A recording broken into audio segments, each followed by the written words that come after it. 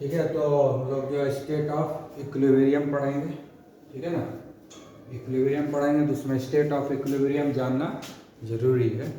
सो हम लोग कल भी डिस्कस किए थे कि 3 तरह का रिएक्शन होता है। एक रिएक्शन होता है जो इंस्टेंट होता है, केमिकल आपस में इंटरेक्ट करता है और प्रोडक्ट तुरंत बन जाता है, और उसमें टोटल रिएक्टेंट कन्वर्ट हो जाता है प्रोडक्ट में, मतलब रिएक्टेंट कुछ भी बचता नहीं है।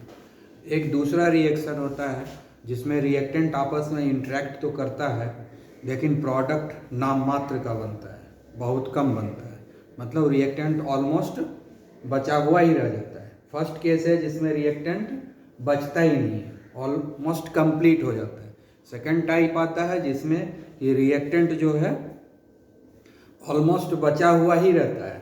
और तीसरा कंडीशन ये आता है कि रिएक्शन तो बढ़ता है, धीरे धीरे बढ़ता है, ठीक है, रिएक्शन आगे बढ़ता है, धीरे धीरे बढ़ता है, और एक समय के बाद लगता है कि अब रिएक्शन नहीं हो रहा है। और जब उसमें हम इन्वेस्टिगेट करते हैं तो पता चलता है कि इसमें रिएक्टेंट भी है, प्रोडक्ट भी है, लेकिन फर्दर कोई चेंज नहीं हो रहा है। ना तो क्वांटिटी ऑफ रिएक्टेंट डिक्रीज हो रहा है और ना ही क्वांटिटी ऑफ प्रोडक्ट इंक्रीज हो रहा है। जब ऐसा रिएक्शन हो और जब ये स्टेट अचीव हो जाए तो उसको हम लोग बोलते हैं स्टेट ऑफ इक्विलिब्रियम, ठीक है ना। So many of the process और chemical reaction do not proceed to completion, मतलब बहुत सारा केमिकल रिएक्शन और प्रोसेस है जो आगे तो बढ़ता है लेकिन कभी कंप्लीट नहीं होता है, कभी कंप्लीट नहीं होता है। When they are carried out in a closed system. Close system मतलब एनर्जी का ट्रांजेक्शन तो हो रहा है लेकिन मटेरियल का ट्रांजेक्शन नहीं हो रहा है। क्लोज सिस्टम में हम ये कराएंगे तब ना, ओपन रखेंगे तब तो मटेरियल का ट्रांजेक्शन हो जाएगा। तो इसलिए इस तरह का रिएक्शन जो होता है जिसमें इक्विलिब्रियम हमको अचीव करना है, तो अगर उसमें ऐसा कुछ केमिकल बनता है जो कि स्केप कर जाएगा सराउंडिंग में, तो उस केस में हम लोग क्लोज कंटेनर का यूज करते हैं, है ना। मान लो वेपर बन गया, गैस बन गया, वो तो सराउंडिंग में चला जाएगा, तो एक्सचेंज ऑफ मटेरियल हो जाएगा ना। इसलिए हम लोग प्रिकॉशनरी जो है इस तरह के रिएक्शन को क्लोज्ड सिस्टम में ही करवाते हैं ताकि मटेरियल का ट्रांजैक्शन नहीं हो। आगे बात समझ में, मटेरियल जो है उसी कंटेनर में रहे जिस कंटेनर में हम रिएक्शन को करवा रहे हैं, ठीक है। आगे समझ में। इसी चीज को हम दूसरे तरीके से कैसे बोल सकते हैं, इसका मीनिंग ये है कि reactant are not completely converted into the product. दूसरे तरीके से क्या बोल सकते हैं कि जो पूरा रिएक्टेंट है वो कंप्लीटली जो है प्रोडक्ट में कन्वर्ट नहीं हो रहा है, मतलब रिएक्टेंट अभी भी बचा हुआ है लेकिन वो प्रोडक्ट में कन्वर्ट अब नहीं हो रहा है ना। और प्रोडक्ट बन चुका है, पहले नहीं था, अब प्रोडक्ट बन चुका है लेकिन प्रोडक्ट अब इंक्रीज नहीं हो रहा है। फिर हम इसी को तीसरे तरीके से क्या बोलते हैं, after some time concentration of reactant do not decreases. Reaction जिसके बीच में होगा उसका कॉन्सेंट्रेशन घटते जाएगा ना, यूज होता जाएगा, और प्रोडक्ट का कॉन्सेंट्रेशन क्या होगा, इंक्रीज होता रहेगा, है ना। तो कुछ समय के बाद हम अब जब रिएक्शन शुरू होता है तो उसमें क्या होता है कि कॉन्सेंट्रेशन जो है रिएक्टेंट का वो डिक्रीज होता है क्योंकि वो प्रोडक्ट में कन्वर्ट होते रहता है।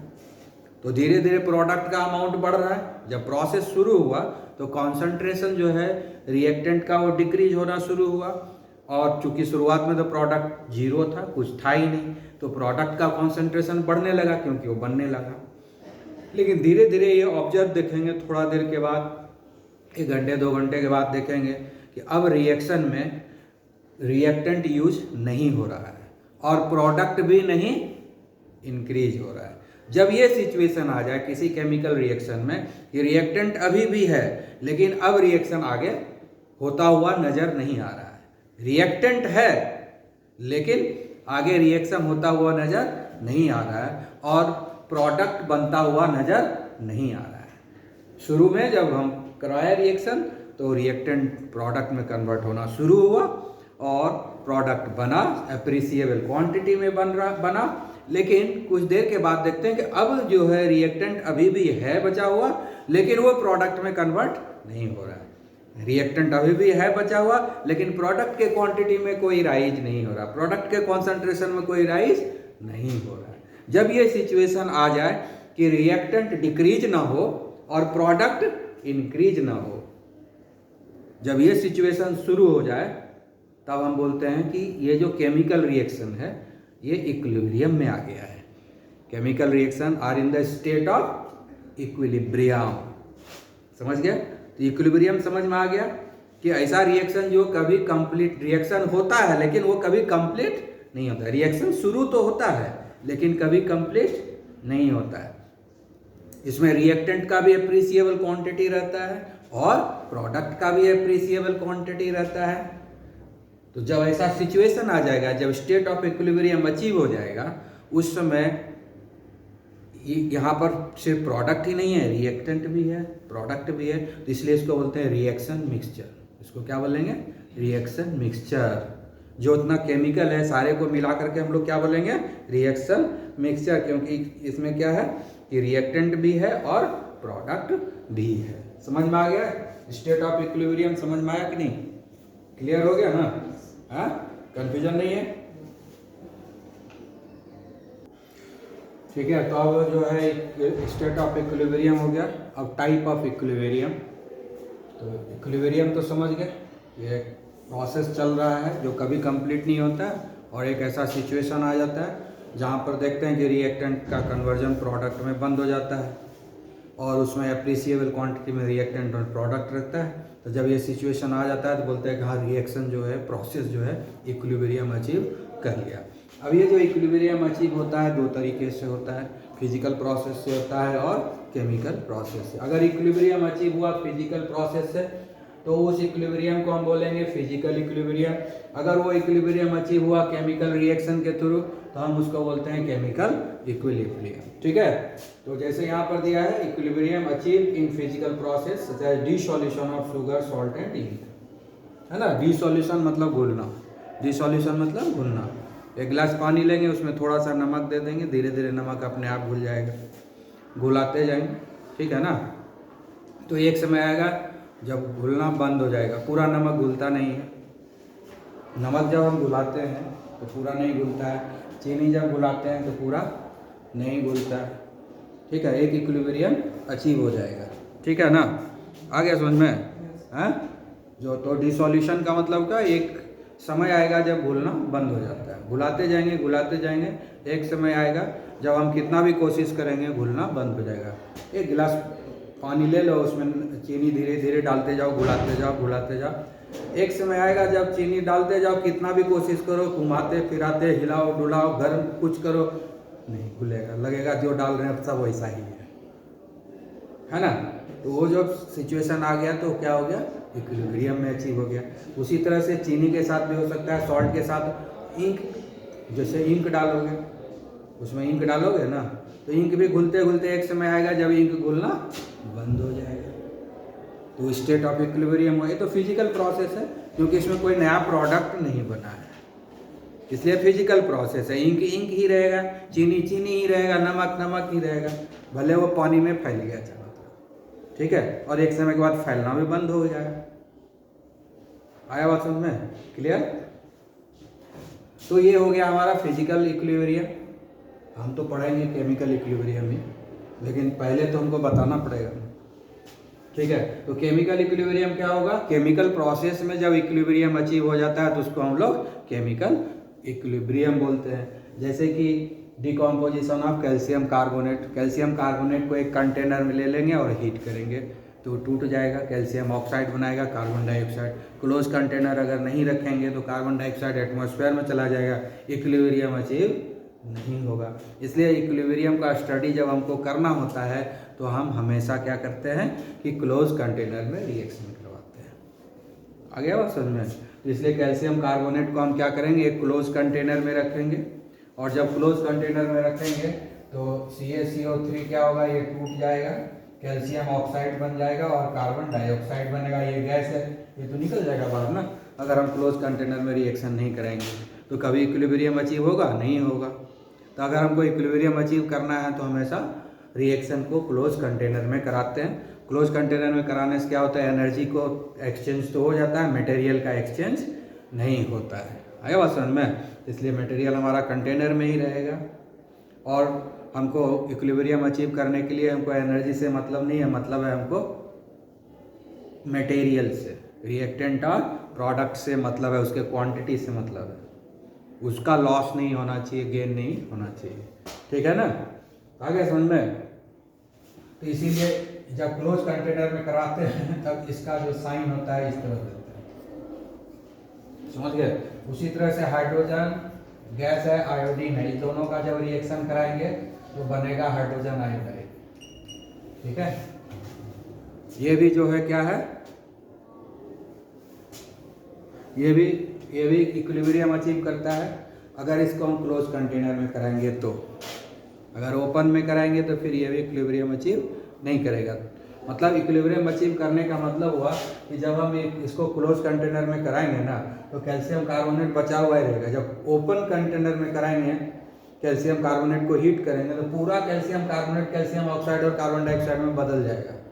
कार्बन डाइऑक्साइड रिमूव होता जाएगा और कैल्शियम ऑक्साइड उसी कंटेनर में पड़ा रहेगा, पूरा का पूरा कैल्शियम कार्बोनेट जो है कन्वर्ट हो जाएगा इस दोनों में। अगर ओपन कराएंगे मटेरियल का एक्सचेंज हो जाएगा ना, मटेरियल निकलते जाएगा। ठीक है ना, लेकिन अगर इसी रिएक्शन को हम एक क्लोज कंटेनर ले लेंगे, है ना, सील कंटेनर ले लेंगे, उसके अंदर गर्म करेंगे तो कार्बन डाइऑक्साइड वहीं रहेगा, कैल्शियम ऑक्साइड भी वहीं रहेगा, तो पूरा कैल्शियम कार्बोनेट डिकम्पोज नहीं होगा, कैल्शियम कार्बोनेट बचा रहेगा एप्रिसिएबल क्वांटिटी में, और कैल्शियम ऑक्साइड भी एप्रिसिएबल क्वांटिटी में होगा, कार्बन डाइऑक्साइड भी एप्रिसिएबल क्वांटिटी में होगा। यानी तुमको प्रोडक्ट नहीं मिलेगा, तुमको एक रिएक्शन मिक्सचर मिल जाएगा जिसमें रिएक्टेंट भी होगा और प्रोडक्ट भी होगा। आया बात समझ में।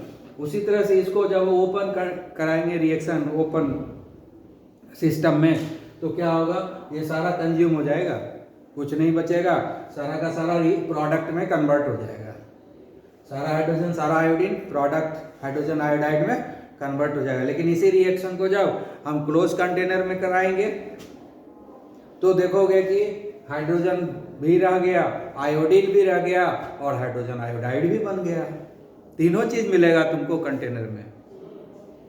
ठीक है, फर्दर और रिएक्शन होने के लिए छोड़ देंगे फिर भी हाइड्रोजन आयोडाइड बढ़ेगा नहीं और नहीं हाइड्रोजन घटेगा ना आयोडीन घटेगा। जब ये सिचुएशन आ गया तो इक्विलिब्रियम हो गया। तो इसीलिए इक्विलिब्रियम अगर अचीव करना है तो हमको हमेशा क्लोज कंटेनर रखना है। क्लोज कंटेनर नहीं रखेंगे तो इक्विलिब्रियम हम अचीव जनरली नहीं कर पाएंगे। ठीक है, आगे बात समझ में। उसी तरह से हम यहाँ पर एक और एग्जांपल दिए, evaporation of water. Evaporation of water, किसी भी बॉटल में पानी रख देते हो, ऊपर से ढक्कन लगा देते हो, थोड़ा देर के बाद ऊपर में जो खाली जगह है वो व्हाइट व्हाइट दिखता है। दिखता है कि नहीं? क्यों दिखता है? इवापोरेशन होता है ना, वाटर का इवापोरेशन कंटिन्यूअसली होते रहता है ना, बताए थे ना। हाँ, वो जो है कौन सा रिएक्शन? Spontaneous reaction. पानी का इवापोरेशन होते रहता है 0 डिग्री पर भी, 0 से नीचे में भी। तो जब बॉटल के अंदर पानी रखा हुआ है तो उसका भी इवापोरेशन हो रहा है, तो पानी के ऊपर में जो हिस्सा खाली है उसमें वो वेपर जमा हो रहा है वाटर का। ठीक है, अब ऐसा एक ग्लास का कंटेनर ले लो, उसमें पानी ले लो, तुम उसको हीट करना शुरू करो तो वेपराइजेशन होगा कि नहीं? तो अब ढक्कन तो लगा हुआ है तो उसके अंदर जो वेपर बनेगा वो कहाँ जाएगा? अंदर में ही रहेगा। धीरे धीरे देखोगे ऊपर उजला होते जा रहा है, एक समय इतना उजला हो जाएगा तुमको पता नहीं चलेगा कि पानी कहाँ है और वेपर कहाँ है, जबकि दोनों है उसमें। सेपरेशन पता नहीं चलेगा। एक समय ऐसा सिचुएशन आ जाएगा कि तुमको पता नहीं चलेगा कि पानी कहाँ पर है और वेपर कहाँ, लगेगा दोनों मिक्स है, एक ही जैसा है। वो जो सिचुएशन आ गया स्टेट ऑफ इक्विलिब्रियम हो गया, क्योंकि इसमें सारा रिएक्टेंट प्रोडक्ट, उसमें पानी भी है और वाटर वेपर भी है, दोनों चीजें, रिएक्टेंट भी है प्रोडक्ट भी है। और अगर वही कंटेनर खुला रहता तो क्या होता? सारा पानी वेपर बन के उड़ जाता, सारे के सारे पानी प्रोडक्ट में कन्वर्ट हो जाता। प्रोडक्ट यहाँ क्या? वाटर वेपर, कुछ नहीं। लेकिन अगर उसी रिएक्शन को हम करवा रहे हैं, उसी फिजिकल प्रोसेस को करवा रहे हैं क्लोज कंटेनर में, तो मटेरियल का एक्सचेंज नहीं हो रहा है, मटेरियल अंदर ही जा रहा है। हीट एनर्जी भले हम सप्लाई कर रहे हैं लेकिन जो उसके अंदर वाटर वेपर बन रहा है वो भी कंटेनर के अंदर ही रह रहा है, बाहर नहीं आ रहा है। समझ गए ना? ऊपर में जमा होते जा रहा है, एक समय आएगा लगेगा वेपर नहीं बन रहा है। समझ गए ना? और पानी अभी भी है लेकिन अब वेपर नहीं बन रहा है। तो ये जो सिचुएशन आ गया क्या हो गया, इक्विलिब्रियम का सिचुएशन हो गया। ये फिजिकल प्रोसेस है ना, इसमें कोई नया केमिकल नहीं बना, केमिकल तो वही है, सिर्फ स्टेट चेंज हो गया, लिक्विड से गैस बन गया, यही हुआ है। आया समझ में? तो फिजिकल प्रोसेस में भी इक्विलिब्रियम अचीव करते हैं, केमिकल प्रोसेस में भी इक्विलिब्रियम अचीव करते हैं। आ गया समझ में? तो दो तरह का इक्विलिब्रियम होता है, physical equilibrium and chemical equilibrium. थोड़ा बहुत फिजिकल इक्विलिब्रियम पढ़ेंगे, बाकी हम लोगों को तो केमिकल इक्विलिब्रियम पढ़ना है, ठीक है। अब यहाँ पर देखो कि फिजिकल इक्विलिब्रियम है, तो पहला एग्जांपल ले रहे हैं सॉलिड लिक्विड इक्विलिब्रियम, ठीक है। 273 डिग्री केल्विन टेम्परेचर होगा, मतलब 0 degree Celsius, that is 0 degree Celsius, यानी 0 डिग्री सेल्सियस टेम्परेचर रहेगा वाटर का और आइस दोनों को।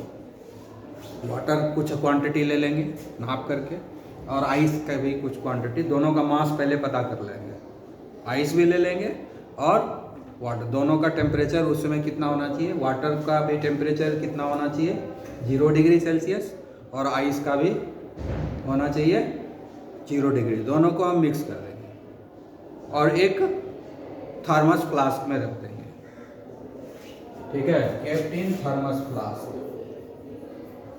ठीक है, केप्ट इन थर्मस फ्लास्क, ठीक है, आइडियल थर्मस फ्लास्क। यानी थर्मस फ्लास्क में क्यों रखेंगे, क्योंकि मटेरियल का तो एक्सचेंज नहीं ही करना है, उसके साथ साथ एनर्जी का भी एक्सचेंज नहीं करना है। क्यों थर्मस फ्लास्क में रखेंगे, क्योंकि टेम्परेचर को कांस्टेंट रखना है, ठीक है ना, मास को भी कांस्टेंट रखना है, टेम्परेचर को भी कांस्टेंट रखेंगे और मास को भी कांस्टेंट रखेंगे। मास में भी कोई चेंज नहीं होगा, टेम्परेचर में भी कोई चेंज नहीं होगा, ऑब्जर्व करता रहना है, उसके बाद ऑब्जर्व करना है, घंटे 2 घंटे ऑब्जर्व करना है इसको। दोनों को मिक्स कर दिया, आइस को और वाटर को, ठीक है। उसके बाद फिर थोड़ा देर के बाद, घंटा 2 घंटा के बाद फिर उसके मास को चेक करेंगे, ठीक है ना। तो पता चला कि वाटर भी उतना ही है और आइस भी उतना ही है, इक्विलिब्रियम में हो गया। या ऐसा भी कर सकते हैं कि जैसे हम आइस है रखा हुआ है 0 डिग्री सेल्सियस पर, तो वो आइस जो है तुम्हारा, कभी नहीं देखोगे कि पूरी तरह से सूखा हुआ है, उसके ऊपर पानी रहेगा। आइस कभी सूखा हुआ देखे हो? आइस कभी सूखा हुआ देखे हो? हाँ, भींगा हुआ रहता है, हमेशा भींगा हुआ रहता है, उसके ऊपर पानी रहता है हमेशा, कभी सूखा हुआ नजर नहीं आएगा। क्यों? क्योंकि 0 डिग्री सेल्सियस आइस का मेल्टिंग पॉइंट है। ये जो 0 डिग्री सेल्सियस है, ये क्या है? Melting point of ice, melting point of ice है ये, ठीक है। और ये 273 डिग्री क्या है? फ्रीजिंग पॉइंट ऑफ वाटर है कि नहीं? इंटरेस्टिंग चीज, हाँ। 0 डिग्री सेल्सियस पर वाटर फ्रीज करता है, आइस बनता है कि नहीं? और 0 डिग्री सेल्सियस पे ही आइस मेल्ट करता है और वाटर में कन्वर्ट होता है ना। इंटरेस्टिंग फैक्ट, हाँ। आई बात समझ में? इसके जब हम कभी भी वाटर को आइस बनाएंगे तो 100% वो आइस बनेगी, हमेशा थोड़ा आइस रहेगा, थोड़ा वाटर रहेगा। आइस जब बनाना शुरू करेंगे, 0 डिग्री सेल्सियस टेम्परेचर एकदम मेंटेन करके रखेंगे, तो तुम देखोगे थोड़ा ऐसा आइस बन गया, थोड़ा वाटर ही है। कोशिश करके देख लेना, समझ गया ना? आई बात समझ में? और या आइस निकाल लो और 0 डिग्री सेल्सियस पर उसको रखो, देखोगे उसमें थोड़ा बहुत जो है आइस मेल्ट करके वाटर में कन्वर्ट। टेम्परेचर 0 डिग्री है, आइस हम रखे हुए हैं 0 डिग्री सेल्सियस पर, लेकिन वो देखोगे थोड़ा देर थोड़ा जरूर मेल्ट होगा तो यानी 0 डिग्री सेल्सियस पर वो वाटर के रूप में भी एग्जिस्ट कर रहा है और आइस के रूप में भी एग्जिस्ट कर रहा है। जैसे आइस को रखे 0 डिग्री सेल्सियस पर किसी कंटेनर में तो मेल्ट होना शुरू हो जाएगा, लेकिन पूरा आइस मेल्ट नहीं होगा, पूरा आइस मेल्ट नहीं होगा। आई बात समझ में? थोड़ा मेल्ट होगा, मेल्ट होने के बाद देखोगे अब मेल्ट होना बंद हो गया, अब रुक गया, अब इतना ही पानी निकला, बस बाकी जो है आइस के रूप में ही रहा। इसका मतलब क्या हुआ? इक्विलिब्रियम अचीव हो गया। ठीक है, उसके बाद पानी ले लो, टेम्परेचर 0 डिग्री सेल्सियस कर दो, पूरा पानी जो है आइस नहीं बनेगा, पूरा पानी आइस नहीं बनेगा, है ना। थोड़ा पानी आइस बन जाएगा और थोड़ा जो है पानी ही रहेगा। इसका मतलब क्या होगा कि आइस बना, उससे फिर पानी भी बन गया, क्योंकि दोनों प्रोसेस चल रहा है। आइस बन रहा है तो वो मेल्ट भी तो हो रहा है, फ्रीज हो रहा है, मेल्ट हो रहा है, फ्रीज हो रहा है, मेल्ट हो रहा है, वाटर फ्रीज होकर के आइस बन रहा है और आइस मेल्ट होकर के, समझ, ये प्रोसेस चल रहा है। ठीक है, शुरुआत में क्या होता है कि एक प्रोसेस फास्ट होता है, एक स्लो होता है। एक समय आएगा जब दोनों प्रोसेस सेम हो जाएगा, रेट जो है सेम हो जाएगा, वो हो जाएगा स्टेट ऑफ इक्विलिब्रियम। समझ गए? तो ये कब होगा? इक्विलिब्रियम कब होगा, अचीव होगा? जब rate of melting equal to rate of freezing.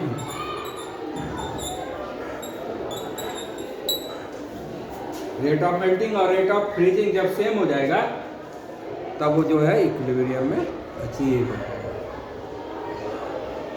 समझ गए? आया बात समझ में कि नहीं? क्लियर? तो ये एग्जांपल हो गया सॉलिड लिक्विड इक्विलिब्रियम का, सिंपल एग्जांपल। ठीक है, ठीक है। तो अब हम लोग यहाँ पर लिक्विड वेपर इक्विलिब्रियम पढ़ेंगे। अब डायनेमिक इक्विलिब्रियम का हम पूछ रहे हो, डायनेमिक क्या है? ये इक्विलिब्रियम डायनामिक है, स्टैटिक नहीं है। हमको भले लगता है कि ये रिएक्शन बंद हो गया है, हमको लगता है, लेकिन बंद नहीं हुआ है। अभी जस्ट एग्जांपल किसका दिए थे? आइस और वाटर का। आइस वाटर में कन्वर्ट हो रहा है और वाटर आइस में कन्वर्ट हो रहा है। तो जब इक्विलिब्रियम अचीव हो जाता है ना, तो एक वाटर मॉलिक्यूल आइस में कन्वर्ट हुआ तो एक आइस मॉलिक्यूल वाटर में कन्वर्ट हो गया सेम टाइम में। समझ गए ना? मतलब क्या हो गया कि रिएक्शन बंद नहीं हुआ है, रिएक्शन चालू है, लेकिन दोनों ही डायरेक्शन में रिएक्शन हो रहा है सेम रेट से। समझ गए? यानी रिएक्टेंट आपस में टकरा करके प्रोडक्ट में कन्वर्ट होगा एक मॉलिक्यूल, तो प्रोडक्ट आपस में टकरा करके एक मॉलिक्यूल रिएक्टेंट में कन्वर्ट हो जाएगा। अगर रिएक्टेंट आपस में टकरा के 2 मॉलिक्यूल बना दिया तो प्रोडक्ट आपस में टकरा करके 2 मॉलिक्यूल बना देगा रिएक्टेंट। समझ गए ना? आया बात समझिए? इसी को बोलते हैं डायनामिक इक्विलिब्रियम, कि reaction never stops, process never stops, it continue forever. But the phenomenon what happens, that the reaction takes place in both the direction at the same rate. Left से राइट, राइट से left, दोनों ही direction में same rate से reaction हो रहा है। इसलिए हमको लगता है कि कुछ हो ही नहीं रहा है। जैसे एक टंकी है, उसमें एक नीचे पाइप लगा दो, एक ऊपर से पाइप लगा दो, पाइप से जितना पानी निकल रहा है, और टंकी को भर दो, टंकी को पहले पानी से भर दो, ठीक है ना, और नीचे एक पाइप लगाएंगे और ऊपर से एक पाइप लगाएंगे, ऊपर से पानी उतना ही सप्लाई रखेंगे जितना से निकल रहा है, तो टंकी कभी खाली होगा? तुमको तो लगेगा कुछ हो ही नहीं रहा है। अगर तुमको मालूम नहीं है कि उधर से पानी आ भी रहा है, नहीं बताया जाए, है ना, जैसे छोटा बच्चा को बैठा देंगे, देखो तो टंकी खाली हो रहा है, तो क्या कहेगा? दिन भर बैठा रहेगा ना, खाली नहीं हो रहा है ना। तुम भले समझ जाओगे उधर से पानी आ रहा है, खाली कैसे होगा? तो ये स्टेट ऑफ इक्विलिब्रियम हुआ ना, पानी आ भी रहा है, पानी निकल भी रहा है, दोनों काम हो रहा है ना। पानी टैंक में आ भी रहा है और टैंक से पानी निकल भी रहा है, तो स्टेट ऑफ इक्विलिब्रियम हुआ ना। टैंक कभी खाली नहीं होगा। अगर सेम रेट से पानी निकलेगा और पानी आएगा तो टैंक खाली होगा? कभी कभी नहीं खाली होगा। नहीं ना होगा, तो स्टेट ऑफ इक्विलिब्रियम हुआ ना, इसी को बोलते हैं। डायनामिक है कि नहीं? तुमको लग रहा है कि टंकी खाली नहीं हो रहा, लेकिन रियलिटी में तो खाली हो रहा है ना, और भर भी रहा है। रियलिटी में टैंक खाली भी हो रहा है और भर भी रहा है, लेकिन हमको एहसास होता है कि कुछ भी नहीं हो रहा है। एहसास देख के क्या कहेंगे कि कुछ भी नहीं हो रहा है कि नहीं? जैसे कि जब घूमने जाते हो कहीं कहीं, वो जो वाटर वाला जो बना रहता है, फव्वारा छोड़ता है सब, वाटर पार्क जो रहता है, वाटर पार्क में बना रहता है ना सब कुछ, तो वहाँ देखते हो कि पानी घटता बढ़ता है ना? फाउंटेन सब में जो बना हुआ रहता है, तो पानी घटते बढ़ते देखते हो, जिसमें खड़ा रहते हो 10 मिनट 1 घंटा खड़े हो, तो नीचे का पानी देखो उतना ऊपर भी उतरे निकल रहा है, सब सेम रेट से सब काम हो रहा है। तुमको पता चलता है कि घट रहा है बढ़ रहा है? नहीं ना, क्योंकि एक तरफ से पानी ऊपर जा रहा है, दूसरे तरफ से पानी आ रहा है, तुमको पता नहीं चल रहा है, लेवल में कोई चेंज नहीं हो रहा है। तो क्या इक्विलिब्रियम का केस है ना वो, समझे? तो डायनामिक इक्विलिब्रियम है ना, स्टैटिक इक्विलिब्रियम नहीं है, डायनामिक इक्विलिब्रियम। हमको सिर्फ लगता है कि प्रोसेस बंद हो गया, लेकिन रियलिटी में प्रोसेस चालू है। आया बात समझ में? तो वैसे ही है, वाटर है, एक कंटेनर में रख दो, उसको गर्म करो, एक कंटेनर ले लो, ठीक है, उसमें पानी रख दो, उस कंटेनर में बैरोमीटर लगा दो। बैरोमीटर समझते हो? प्रेशर नापने का इंस्ट्रूमेंट बैरोमीटर होता है। बैरोमीटर लगा दो, अभी पानी गर्म नहीं किए, कंटेनर को सील कर दिया, पानी उसके अंदर रखा हुआ है, उसका प्रेशर को ताकत देख लो कितना प्रेशर है। अभी अब उसको हीट करना शुरू करो, प्रेशर बढ़ने लगेगा, प्रेशर बढ़ने लगेगा, और एक समय आएगा फिर प्रेशर बढ़ना बंद हो जाएगा। थोड़ा देर के बाद देखोगे प्रेशर बढ़ना बंद हो जाएगा। क्यों? क्योंकि इक्विलिब्रियम अचीव हो गया। अब पहले प्रेशर क्यों बढ़ रहा था? कि शुरुआत में पानी बहुत तेजी से वेपर में बदल रहा था, तो वेपर के चलते प्रेशर बढ़ रहा था। एक समय ऐसा आ गया, ऊपर भर गया पूरा जगह, अब वाटर और वेपर दोनों आपस में कांटेक्ट में आ गया, तो वेपर वाटर में कन्वर्ट हो रहा है, वाटर वेपर में कन्वर्ट हो रहा है, दोनों प्रोसेस चल रहा है। इवापोरेशन, वेपराइजेशन भी हो रहा है, कंडेंसेशन भी हो रहा है, वेपराइजेशन भी हो रहा है, कंडेंसेशन भी हो रहा है, दोनों प्रोसेस चल रहा है साथ में। Rate of vaporisation and rate of condensation दोनों क्या है? इक्वल है। समझ गया? क्लियर हुआ? तो ये क्या हो गया? प्रोसेस ऑफ इक्विलिब्रियम हुआ कि नहीं? तो वैसे ही इसको चेक करेंगे। क्लोज कंटेनर में रख देंगे पानी को, उसमें हम लगा देंगे बैरोमीटर जो प्रेशर को नापता है। एक कंटेनर ले लेंगे, उसमें हम बैरोमीटर लगा दें, क्लोज कंटेनर लेंगे, उसमें पानी भरा, आधा भर देंगे, ठीक है, आधा खाली रखेंगे, आधा भर देंगे, बैरोमीटर लगा देंगे, प्रेशर नहीं लेगा, प्रेशर वही मिलेगा जो एटमॉस्फेरिक प्रेशर रहेगा, क्योंकि अभी तो प्रेशर सब सेम है। अब उसको हीट करना शुरू किए, वाटर वेपर में कन्वर्ट होने लगा, अंदर में वेपर बढ़ा, गैस बढ़ गया, गैस ही ना प्रेशर बढ़ेगा, तो धीरे धीरे बैरोमीटर में तुम्हारा बढ़ने लगेगा प्रेशर, और बढ़ते बढ़ते एक समय आएगा प्रेशर बढ़ना बंद हो गया, चाहे तुम दिन भर क्या साल भर हीट करो, है ना, प्रेशर में कोई चेंज नहीं होगा। क्यों? क्योंकि अब तुम हीट जो कर रहे हो तो वो वेपर में कन्वर्ट होता है, लेकिन उसी रेट से वेपर जो है वाटर में भी कन्वर्ट होता है। तो अभी दोनों प्रोसेस चल रहा है सेम रेट से, इवापोरेशन भी और कंडेंसेशन भी, दोनों का रेट सेम हो गया, तो वो क्या कहते हैं? State of equilibrium. समझ गया? है? तो क्लोज कंटेनर रहेगा तभी हम इक्विलिब्रियम अचीव कर सकते हैं। ओपन कंटेनर में इक्विलिब्रियम वाला केस कभी नहीं आता है, वो रेयर आता है कभी। समझ गया ना? आया बात समझ में? तो समझ में आ गया ये बात, इक्विलिब्रियम। तो इसी को हम लोग डायनामिक इक्विलिब्रियम बोलते हैं ना, क्योंकि फॉरवर्ड प्रोसेस भी चल रहा है और बैकवर्ड प्रोसेस भी चल रहा है। फॉरवर्ड और बैकवर्ड प्रोसेस सेम रेट से चल रहा है ना। फॉरवर्ड प्रोसेस क्या हुआ? वाटर से वेपर बनना। अब बैकवर्ड प्रोसेस क्या होगा? वेपर से वाटर बनना। दोनों ही प्रोसेस सेम रेट से चल रहा है। जब होता है तब हम उसको बोलते हैं स्टेट ऑफ इक्विलिब्रियम। इसलिए प्रेशर में कोई चेंज नहीं होगा। समझ में आया इक्विलिब्रियम की नहीं? हैं? तो नेक्स्ट आओगे तब हम लोग पढ़ेंगे केमिकल इक्विलिब्रियम।